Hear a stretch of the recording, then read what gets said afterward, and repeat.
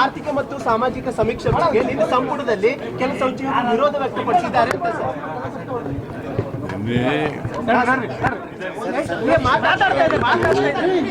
ಬಿಜೆಪಿಯವರು ರಾಜಕೀಯ ಮಾಡ್ತಾ ಇದ್ದಾರೆ.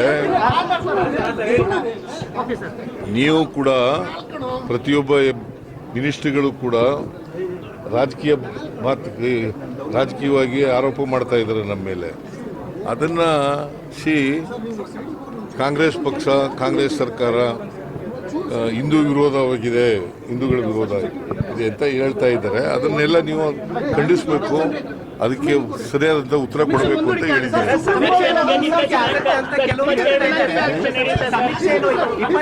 ಸಮೀಕ್ಷೆ ಇದೆ, ಅದನ್ನ ಮುಂದೂಡಬೇಕು ಅಂತ ಕೆಲವರು ಹೇಳ್ತಾ ಇದ್ದಾರೆ. ಯಾರು ಹೇಳಿದ್ದು? ಸಮೀಕ್ಷೆ 22ರಿಂದ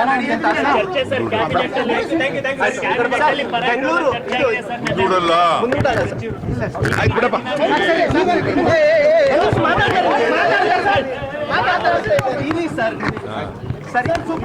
ಮುಂದೂಡಲ್ಲ. ಈಗ ಬ್ಯಾಕ್ವರ್ಡ್ ಕ್ಲಾಸ್ ಕಮಿಷನ್ ಇದೆಯಲ್ಲ, ಅದು